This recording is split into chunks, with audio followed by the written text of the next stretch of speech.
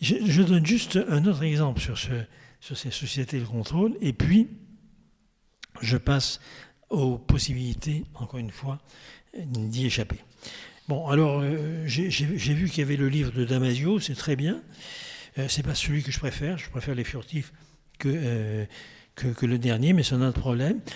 Où Damasio, il nous raconte, au niveau de la science-fiction, notre vie présente. C'est-à-dire une ville avec des individus, des citoyens entièrement gérés par une intelligence artificielle. Le maire n'est même plus élu, il est en quelque sorte déterminé par des parts de marché de l'entreprise qui s'est emparée de la ville, etc. Bon, c'est très intéressant.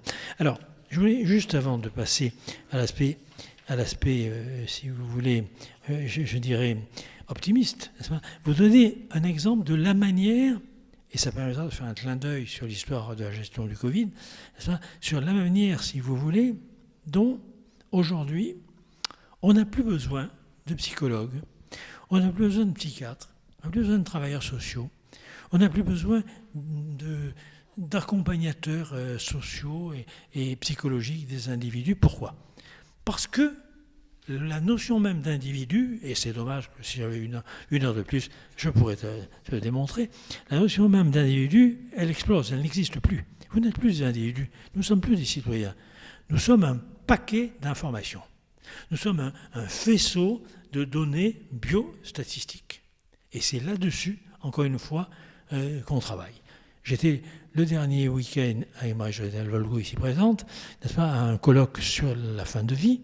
Il y avait un économiste de la santé qui passe souvent sur BFM, et qui est très écouté d'ailleurs à l'Assemblée nationale et dans le gouvernement, qui expliquait que, oui, c'est normal qu'on pense à une loi qui permet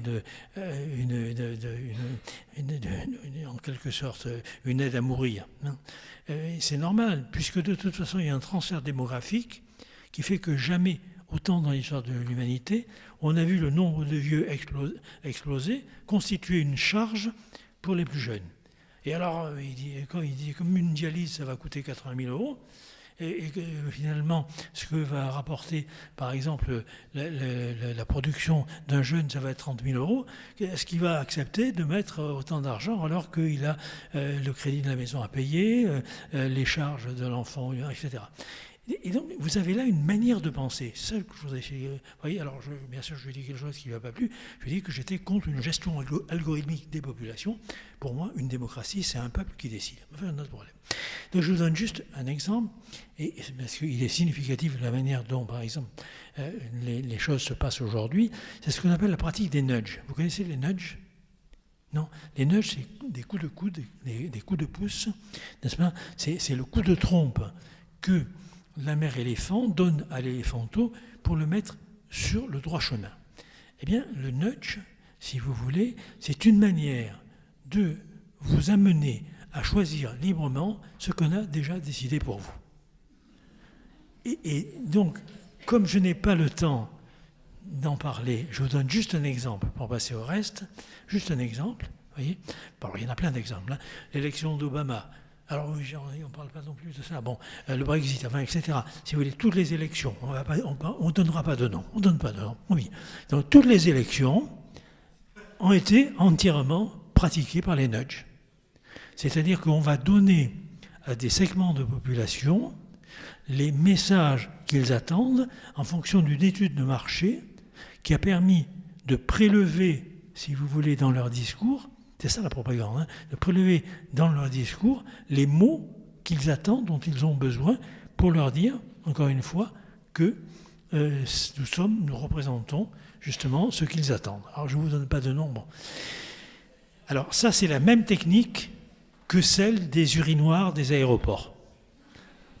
Dans les aéroports, vous avez des urinoirs où, comme vous savez, les humains de genre masculin, ils pissent un peu à côté de l'urinoir. Bon.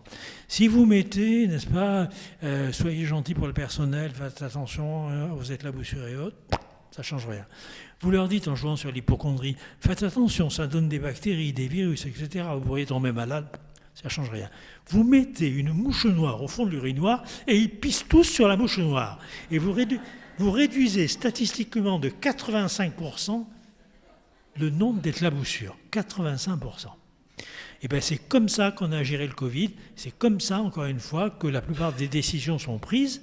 On ne vous interdit pas, on ne vous oblige pas, mais on vous trace un chemin qui fait que vous ne pouvez pas prendre un autre chemin et que donc vous choisissez librement la voie qu'on a déjà décidée pour vous.